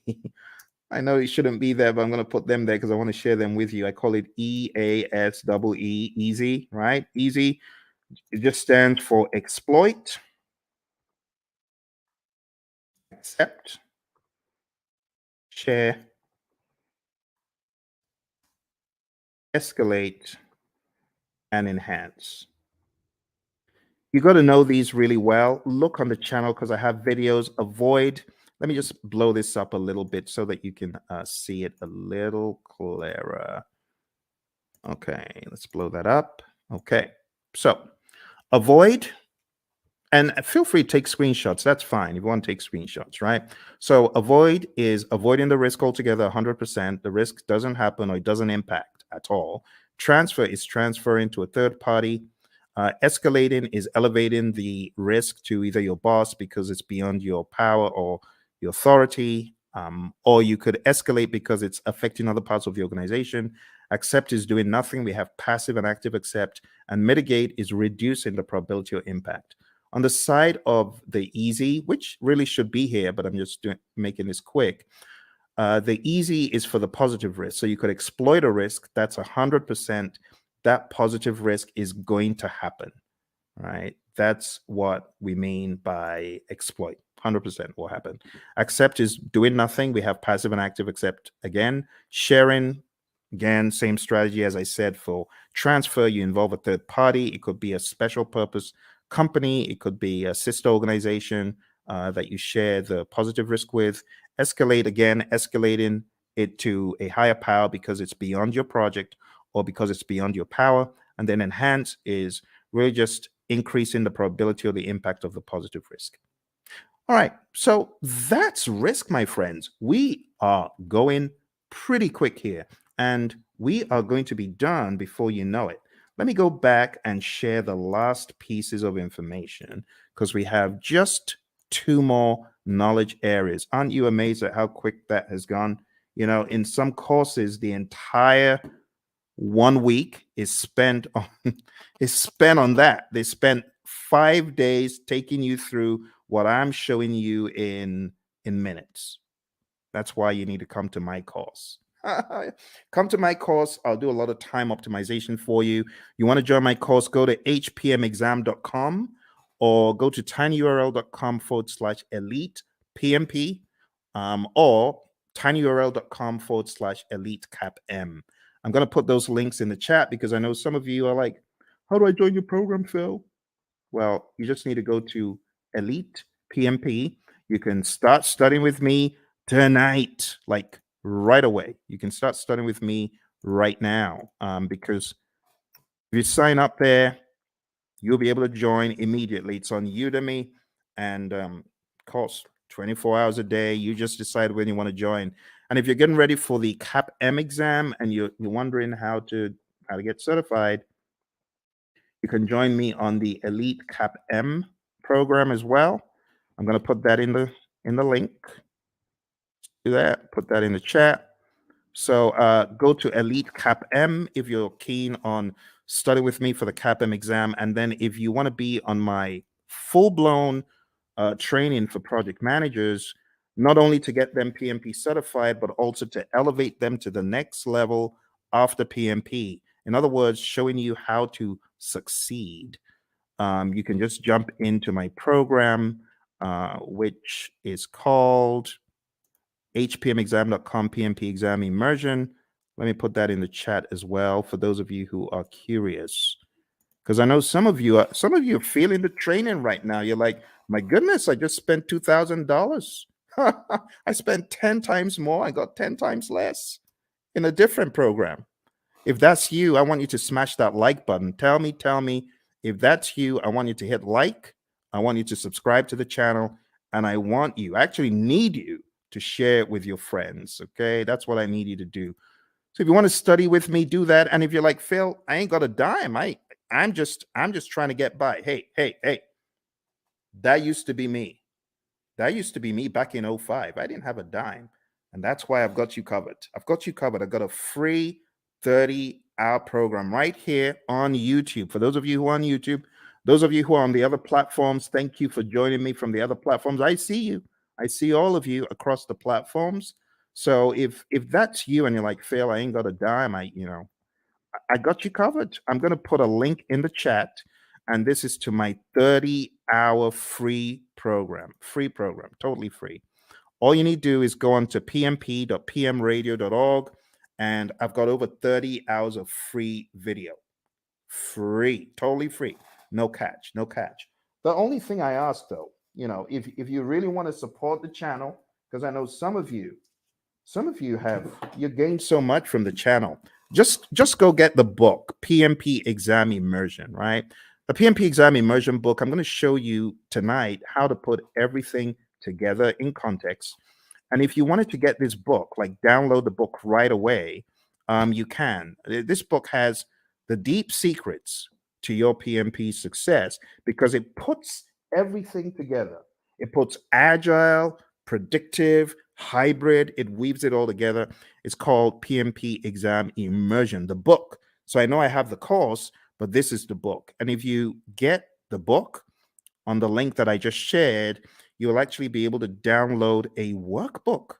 And the workbook has 100 of these crazy, what should a project manager do next kind of questions. So whatever the case, whether you can afford it or not, I got you covered. For those of you who say, Phil, I'm just, trying to survive here. That used to be me. So I got you covered. Don't worry. Just go to pm.pmradio.org, and you're gonna be extremely delighted when you see what I have in store for you guys and girls. Okay. So let's jump into the final piece of our journey today, which is going over the last two. I'm going to make the others very small, just so that everything can fit on the screen. Okay. Some of these processes, they occupy a lot of space. I might be able to make a few of them bigger, like quality is actually not that much. And if you haven't gone through this rites of passage, well, I'm glad you're going through it right now. This is a brilliant opportunity for you to see how the entire table comes together. All right, so procurement. What do we do in procurement? Number one, we plan procurement management. Plan procurement management is where we decide, are we going to buy or not? Are we going to make or are we going to buy? If you decide to buy, then we go through the procurement process, the philosophies, right? And we do the RFPs or the RFQs or the RFI, request for proposal RFP, request for quote RFQ, request for information RFI, IFN, invitation for negotiation. I'm talking so quick because I want to get done. I want to get done. It's a weekend. It's a weekend. You see, the labor of love, your buddy Phil is here for you to help you. Because once I hit the road again, it's going to be hard for me to do these. And I hit the road very shortly. All right, conduct procurements is where you take a look at all of the proposals that were sent in and you select one or two, you award a contract, and then control procurements. This is where you are checking to ensure that the vendor, the seller actually did what they promised. You want to make sure that they are delivering. You want to make sure that they are on time. You want to make sure, as one of my students said, hey, my client just showed up and we do interior for airplanes and they just showed up to do an audit. That's control procurement. You want to make sure that the seller is really upholding the quality. And the funny thing is they weren't, because, some of these folks, they bring in, they want to show off to their friend, like, oh, you need to take a look at this aircraft that we're refurbishing. So unfortunately, on that day, one of them brought his buddies into to the workplace. Bad move because the customer showed up. All right, let's finish this off. All right, last but not least, we have stakeholder. So over here, we have identify stakeholders. This is the only one that you have in the initiating process group. And then we have plan stakeholder engagement. And then we have, after you've planned how to engage a stakeholder, then we have manage stakeholder engagement. This is where you're actually engaging your stakeholder, speaking with them, communicating with them, working with them. And last but not least, we have monitor stakeholder engagement. Okay. And my friends, that's it. I just showed you. Please give me a round of applause. Give me a round of applause, please, please, please. I think I deserve it because I've done what a lot of instructors won't do. I took you through the entire Agile curriculum. I've taken you through PMBOK 7, principles, domains, and boom, now I took you through PMBOK 6. PMBOK 6. Do you know how much time that would have taken to go through these books alone? Do you know what that would have taken? We went through this, we went through this, and we went through this. All in 1.5 hours. Please give me a round of applause. I need some likes. Like, please, please help me, help me. I know some people think, why is he asking for likes? I need your likes. I can't do this alone. I'm trying to help the world get PMP certified. You need to remember where I'm coming from. On my PMP exam, question 20, do you know what the time was? Question 20? I was 1 hour in to my exam on question 20. Think about it. If this exam has 180 questions and this guy's only done 20, how many hours does he need to finish the exam? The wise people would say 8 more hours. You're correct. It was a disaster. I had only gotten to question 20, 1 hour in. And this is a very good example of how not to take the exam. Don't take the exam saying, oh, I've got to answer this. I'm going to use all the time I can to answer this one question. No, don't do that. Don't do that. I was spending 3 minutes a question. How foolish. Instead of me to go with my gut and just keep mowing them down, just keep going. Even if you feel they're not right, you don't have the luxury of time. I've had a lot of students who say, Phil, I was shocked. I ran out of time. Normally, before I got into the exam, I was killing all of my mock exams. Of course, because the stakes are higher. Your brain is going to be working differently. You're going to be working differently. So don't try that stuff that you do at home on the real exam, okay? Which is why I say roll up your sleeves and go to a test center, smell the coffee. It'll kick in. It'll kick in. Just drink the coffee, but smell the coffee because you realize the stakes are high. Long story short, after 1 hour, I started writing my eulogy of the PM slain in the Battle of PMP. The PMP who tried his best, the PMP aspirant, the PMP wannabe who tried his best. Phil tried his best, but alas, he was slain at the Battle of PMP. Why was he slain? He didn't have his weaponry right? So I was crafting my eulogy until a conspiracy theorist gremlin pounced on my shoulder. And I'm grateful for that conspiracy theorist gremlin. And the gremlin said, the PMI is looking at you from behind the scenes, and they can see that you got all the questions wrong, and they're giving you more of those questions. You got risk wrong, and they're giving you more risk. You got schedule wrong, they're giving you more. Why don't you go to the back of the exam? It was a crazy thought, but this is what got me out of the exam alive. I jumped all the way to the back of the exam. Back in those days, you could move backwards and forwards between all the questions. And back in my day, there were actually 200 questions. So I went all the way to the back and I started doing the questions from the back, from the back, from the back. Truth be told, hey, use this. Use this as the fire escape. For me, it was the fire escape.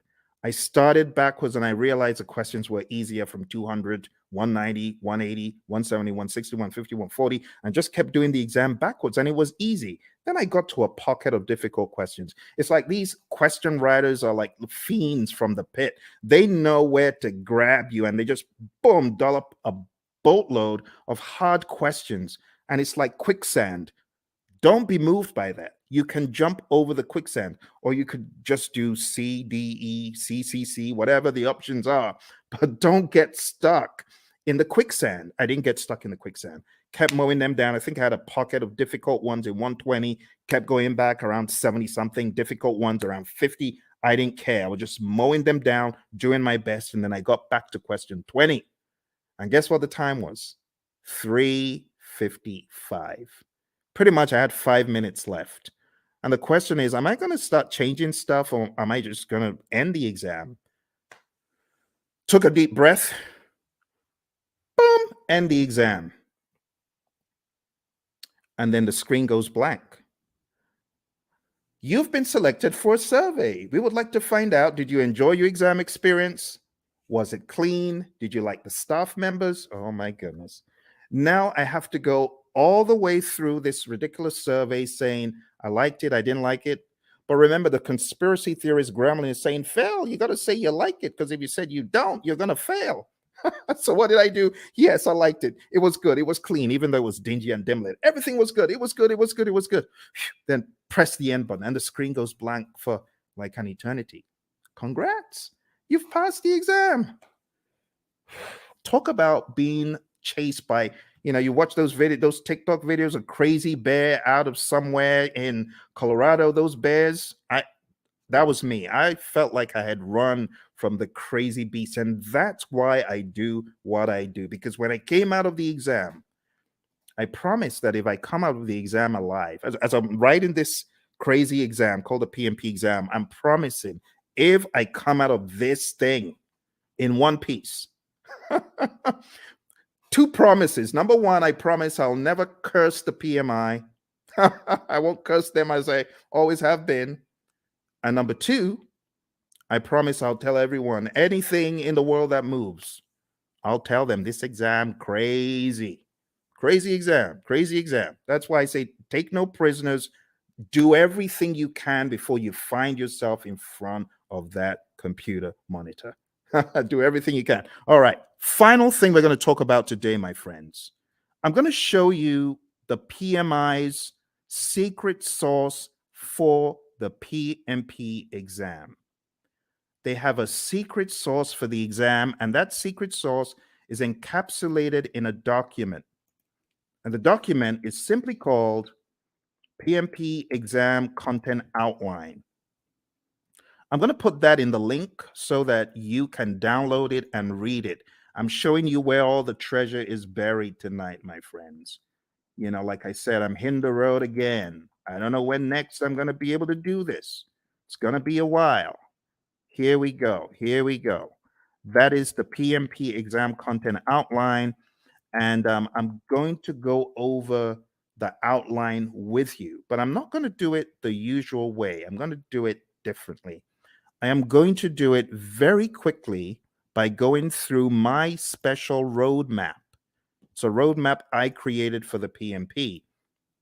And it cuts off, I would say, about 10 hours.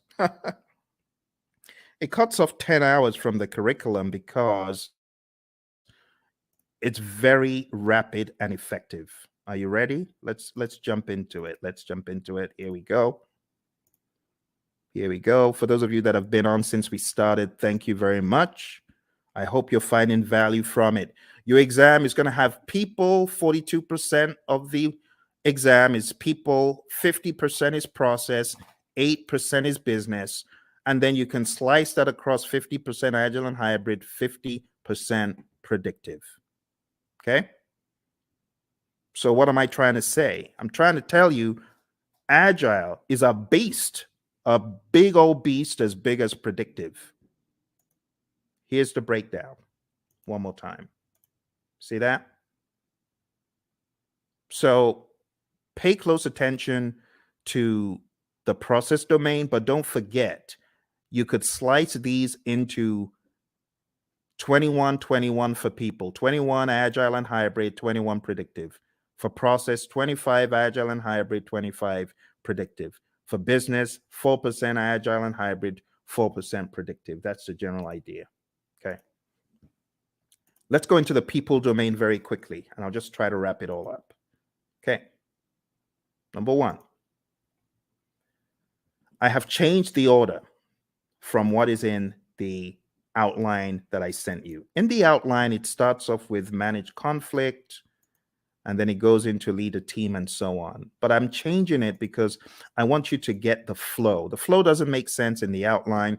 I want you to get more of the flow from a time perspective.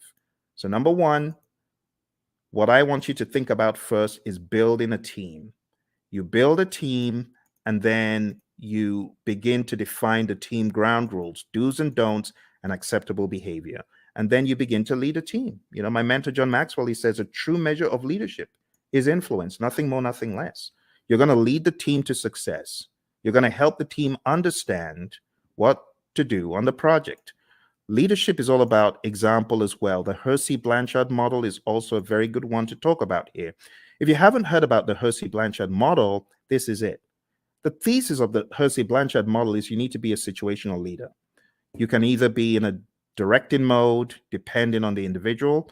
This is where you give low support and more direction, or in a coaching role, or in a supporting role, giving more support than direction, and in a delegating role where you just know the keys to the kingdom are safe with this dude, this girl, because they've proven themselves time and time again.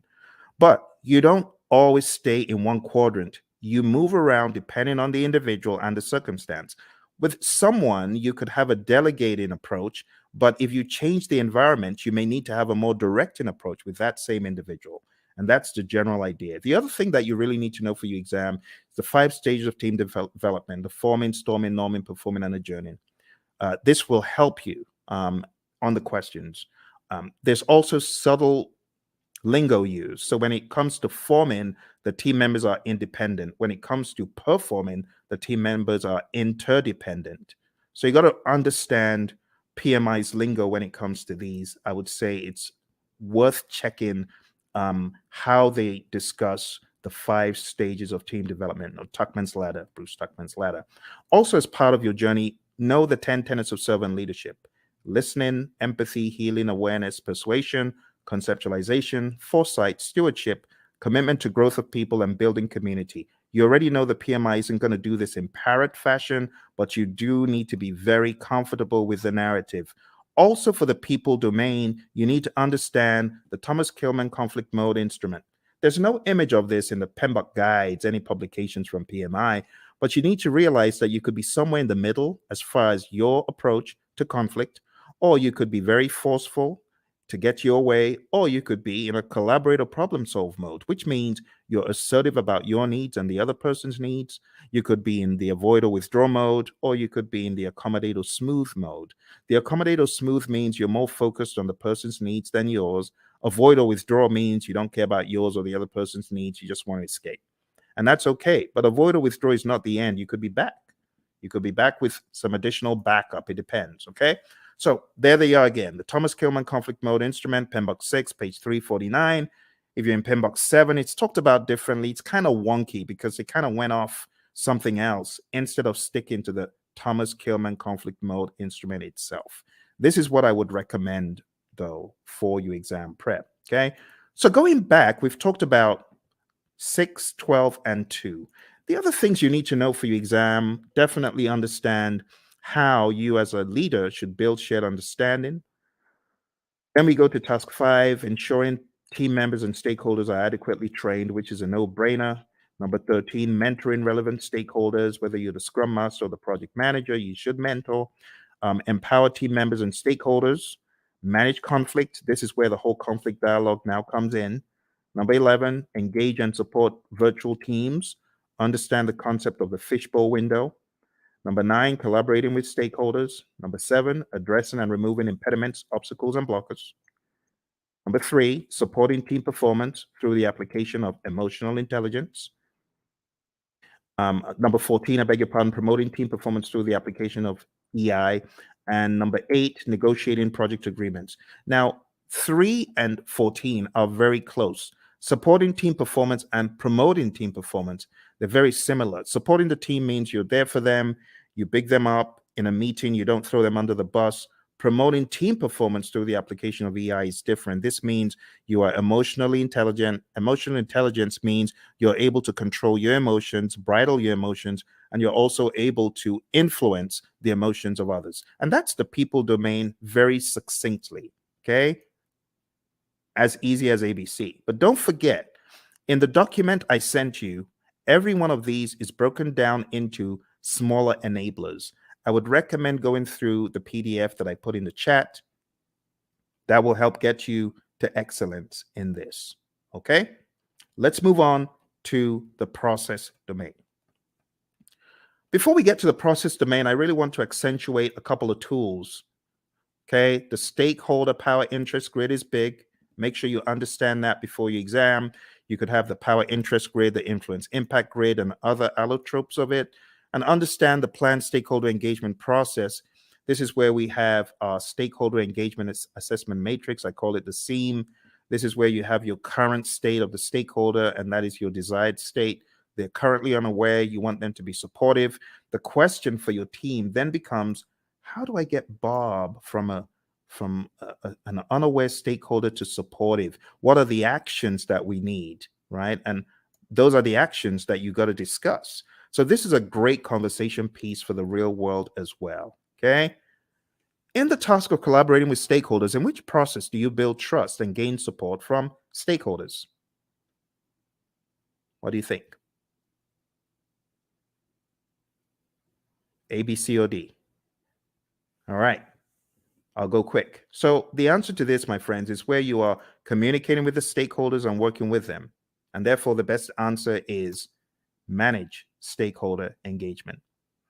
You won't get questions like that on the exam because those are very prescriptive to process name, but still you could get the process names expanded upon and camouflaged. So you do need to know what you're doing in each process. Here's another one. On your agile project, when facilitating a meeting with stakeholders, it is critical to do what? Is it hold the meeting in person? Is it develop and distribute an agenda prior to the meeting? Is it bring snacks? Or is it use technology to record the meeting so you can reference as needed? What do you think? Which one is more agile than the others? Which one makes sense? Okay, so which one is critical? In which one would the meeting sink if you didn't do it? Think about it. It's like a trick question. But you're not required to hold meetings in person in the world of Agile. You don't have to bring snacks and you don't have to record, but it would make sense. For example, if you're holding a retrospective, it would make sense for you to have an agenda and for you to share that. Okay. So this is an example of how, oh, looks a little bit difficult. Am I in the world of predictive? Or mine, it sounds a little bit predictive in the answers, but it says agile. So you got to be ready to face things like that. All right, let's move into the next domain, which is process. Okay. As usual, we have our roadmap, and these are the things we've just talked about. So I'll be very quick. Number one is actually task 13. So this is where you determine the appropriate methodology, the methods, the practices. Are we going to be agile, predictive, or something else? Then you got to establish a project governance structure for rules and regulations and how things work. And then number 9 is pretty much integration. You got to integrate project planning activities. Number 17 is plan and manage project or phase closure, pretty much close project or phase, which we've already looked at today. Number 8, plan and manage scope. Number 6, plan and manage schedule. Number 5, plan and manage budget and resources. So at a high level, number 8 is really scope management that we looked at. Number 6 is schedule management. And number 5 is budget and resources. I'm sorry, it's a little bit obscured because of the color on the screen. Number 7, plan and manage quality of products or deliverables. That's quality as a knowledge area. And all of these also double in the world of agile. Don't forget. Number 3, assess and manage risks. We've taken a look at that. Number 12, procurement management, pretty much. Number 1, execute the project. Now we can execute the project. After you've done all that planning, now you execute with urgency to deliver business value. Number 16, ensure knowledge transfer for project continuity. Make sure that you're transferring the knowledge, because if that person leaves, what's going to happen? That needs to be your question. All right, manage project issues, have an issue log. Make sure you chase those impediments as vehemently as possible before they eat you alive. So we talk about impediments, obstacles, and blockers. So the question is, what is the difference between an impediment, an obstacle, or a blocker? And the answer is an impediment slows you down. An obstacle is in the way. Now you can go around it, you can go over it, but when it comes to a blocker, you're stuck in your tracks. You're stopped. That's really bad. They're all bad, but blockers are the worst because they just stop you in your tracks. You can't move. When we talk about managing project issues in the world of predictive, all of those things are in your issue log. You got to go after them. Manage project changes just means manage changes using your change management plan. Your configuration management plan must also be considered. This is manage project artifacts. 3 artifacts in Agile. Who remembers?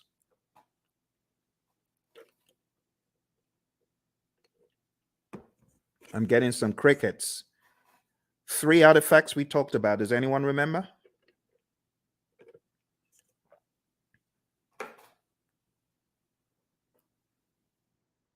Hello?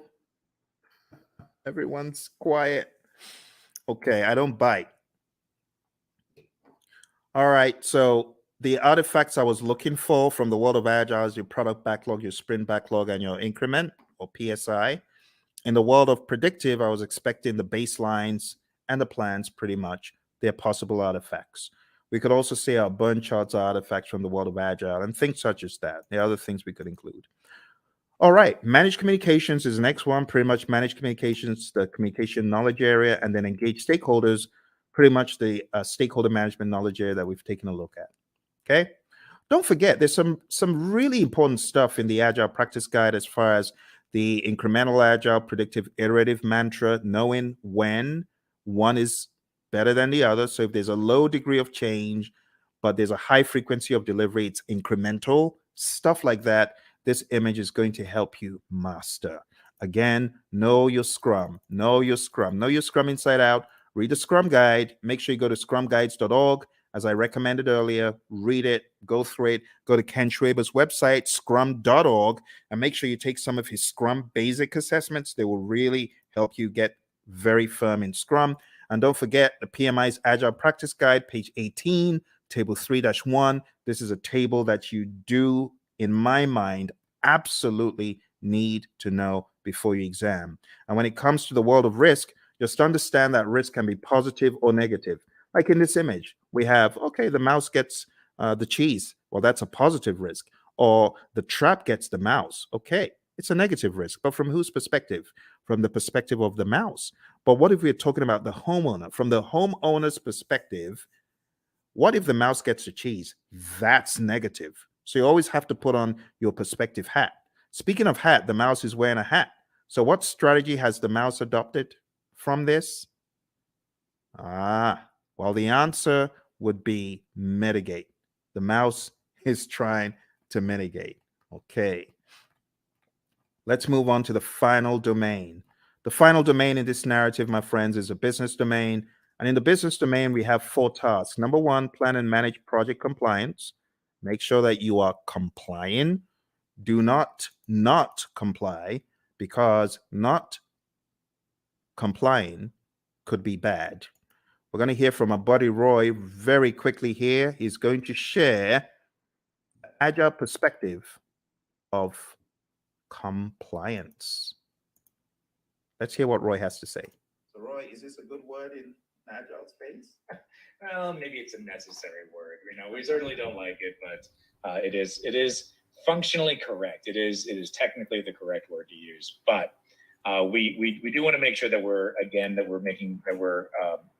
aware of what compliance regulations are in place, so that we don't get ourselves in trouble.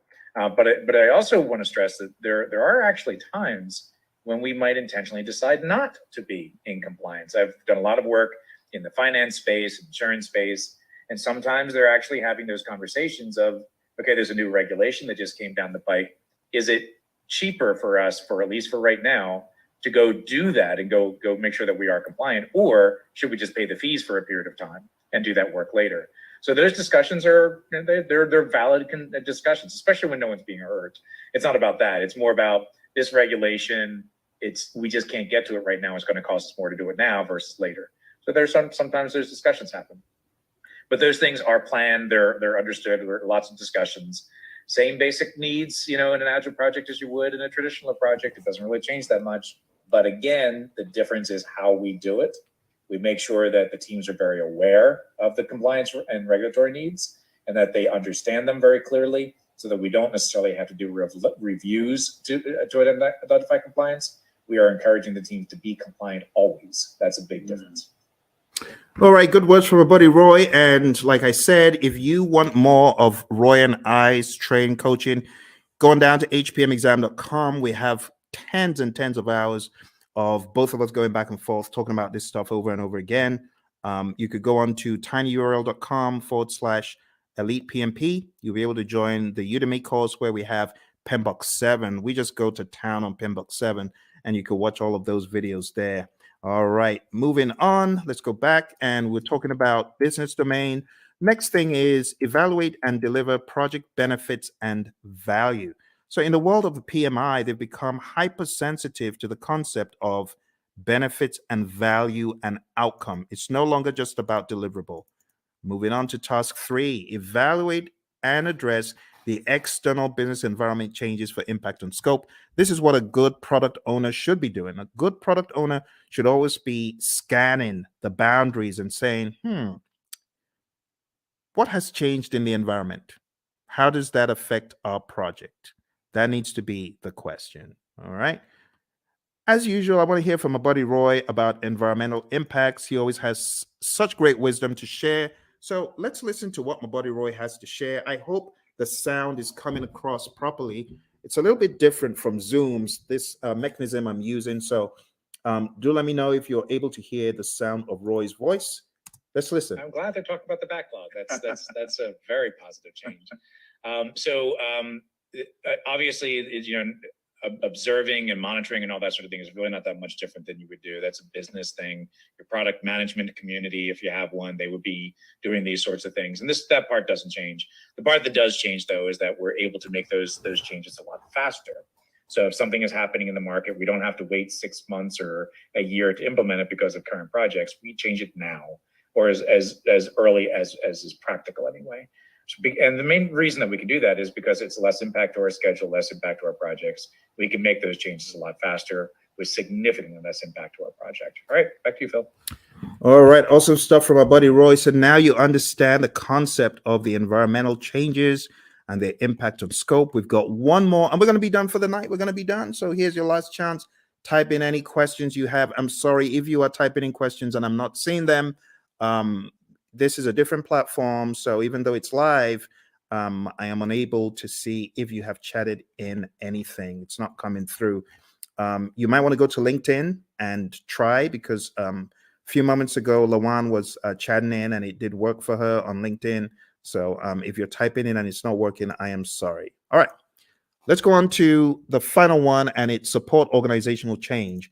And you as a project manager, this is your job. Your job is to support organizational change. If the organization is going through change, you got to be a champion for it. You got to make sense making sessions. You got to help the organization, right, in their sense making sessions. You need to spearhead and lead the charge.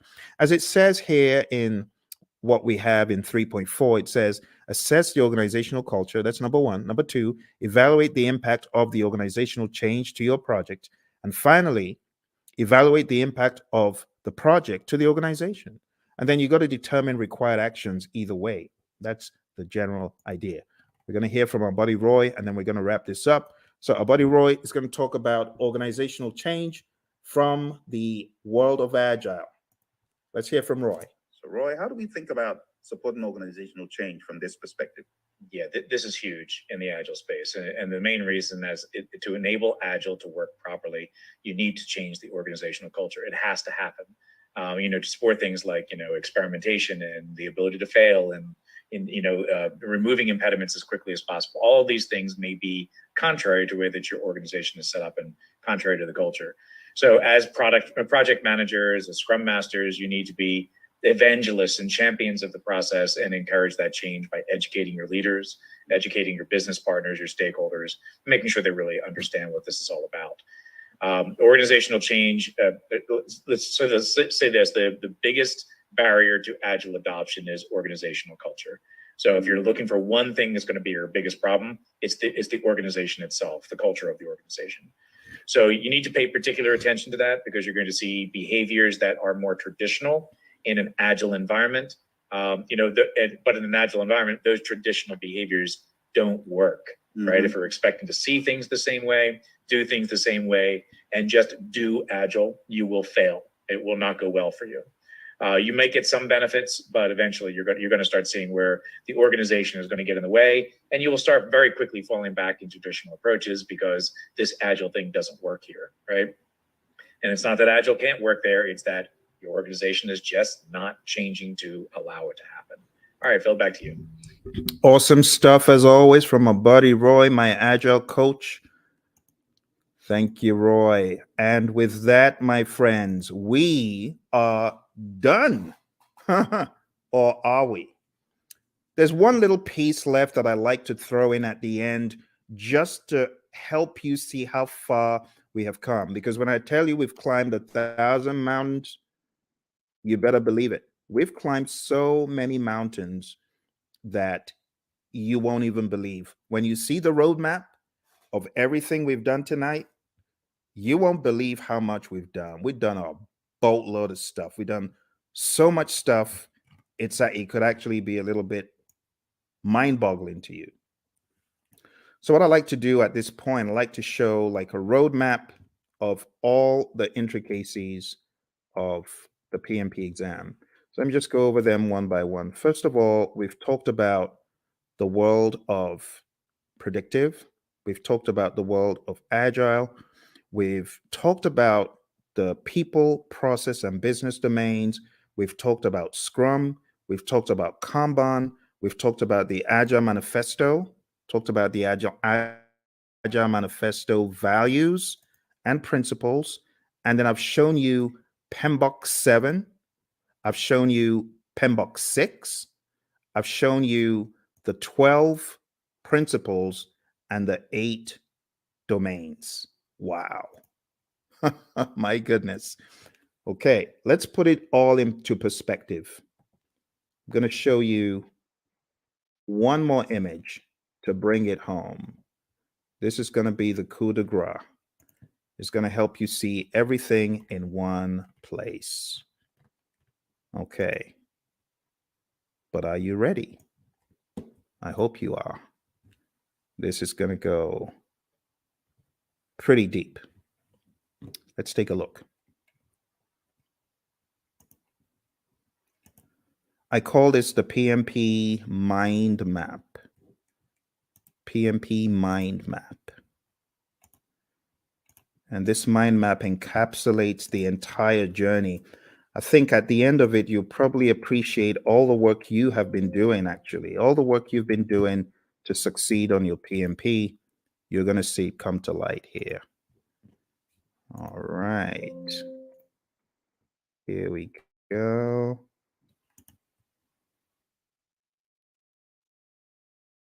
PMP mind map. You might have seen a video where I talked about this in the past, but it's always new because of the enormity of what we have done tonight. You ready? Okay. You take myself off the screen so that you can see it. All right. So we've talked about everything here in the world of Agile. See that? Let's zoom in. Agile. Talked about the manifesto, talked about servant leadership, talked about charters, and these are some other pages that you need to focus on. We talked about predictive, 5 process groups, 10 knowledge areas, 49 processes, talked about the principles and the domains, talked about the PMP exam content outline. Quick note on hybrid, if you haven't already read pages 26 to 30 in the Agile Practice Guide, you definitely want to. And then we talked about Scrum. We went through the 353, and then coming to a wider view, we've talked about integration, scope, schedule, cost, quality, resources, communication, risk, procurement, and stakeholder. We've talked about people, process, and business. And then we've talked about some auxiliary things. I told you about my experience on the exam. You got to manage your time. I told you definitely take it at a test center. I wouldn't advise taking it at home. Bad things happen to some people who take it at home. Some people are able to escape unscathed, but trust me, when it happens, when the flying monkeys come out, it's no fun. And I know a lot of people who have encountered the flying monkeys. Get enough sleep for your exam and definitely do a lot of scenario-based tests. If you haven't taken my 200-question test, which you can find, actually, I've got 2 200-question tests on YouTube.